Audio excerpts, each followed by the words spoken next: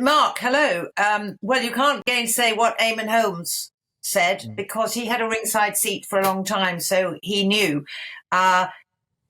It's exactly what I want to know is when did ITV know? They must have known. When did they ask the salient questions? It's been common gossip. I won't say common knowledge, but it's been common gossip for ages about this younger relationship. So they must have known. Why didn't they do anything about it? They've been trigger happy to kick out other people like Piers and Jeremy Clarkson, etc. What is it about Philip?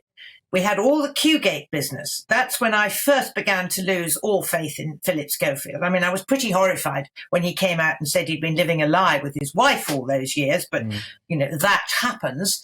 The Q-gate business, I thought, was appalling. When he and Holly, don't forget, they had been caught out. Instead of saying, OK, we did jump the queue, but and I'm sorry, we shouldn't have done it. They tried to justify it by saying, oh, you know, we were doing it on behalf of the viewers who couldn't be there. The whole thing, it is extraordinary why ITV hung on to him for so long. Goodness knows what might be about to come out. Maybe this younger person is going to do a kiss and tell story. I mean, I don't know. And there's also this question, there's a super injunction hanging around and we don't quite know who's got that super injunction. Could that be Phillip Schofield? You know, what is hanging around? But the real big question is, why did ITV not act sooner when, frankly, all the evidence was there and they must have known. They must have known. Yes, now, Christine, several media insiders are suggesting that super injunction does not relate to Phillip Schofield, and the reason why this story has been sat on for 4 years is just the power of this guy. But if that's the case, it'll be very damaging to ITV. Incredibly damaging to ITV. I mean, nobody should be bigger than a great big channel like that. I mean, it's extraordinary. You'd think that Piers was pretty big. Anyway, he was gone in a flash because he criticised Meghan Markle, for heaven's sake.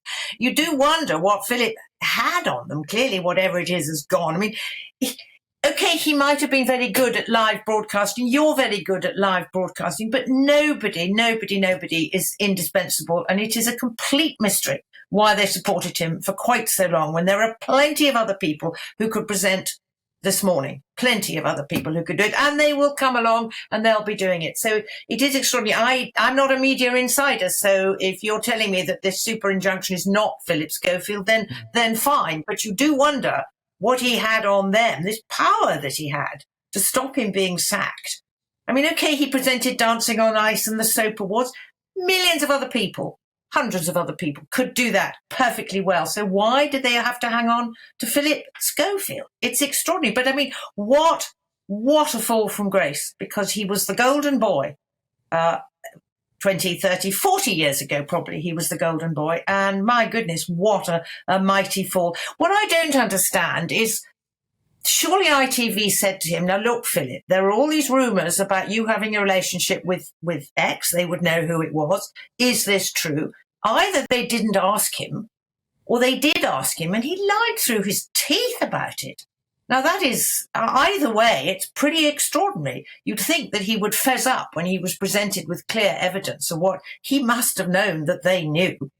I think he revealed his true nature, Christine. He lied to his lawyer, he lied to ITV, he lied potentially to his colleagues on This Morning, to the British public, his family. No one was spared, Christine. Do stay with us, because we now welcome top showbiz.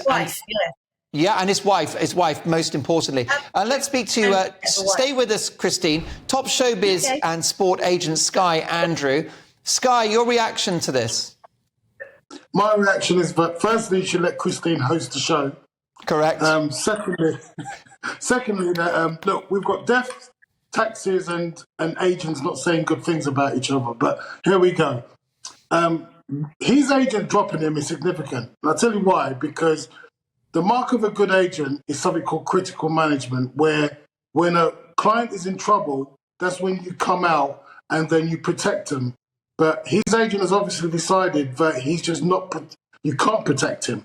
If you look over the length of his career, there's been different issues that his agents have dealt with very well to protect his image. But I suppose it's just come to a stage where it can't be protected anymore. And for me, the last thing an agent does is drop a client that's making them a whole load of money. What do you think will the fallout be for Schofield? Is his career over now, Sky? I mean, as I said to you, there are certain people in this showbiz world that are nearly untouchable, or they are such big household names that everyone just sees them as a safe bet to put on TV and to have as a client. This is really bad for Schofield, because not only has ITV dropped him, but his agent has dropped him. And so now he's got to rebrand himself. And I think that with the public, once they don't believe you, it's very difficult to get back on that bike. I mean, the legend that is Bob Monkhouse always said, the key to success is faking sincerity. And once the public don't believe you and they think that you're insincere, I'm afraid there's no way back.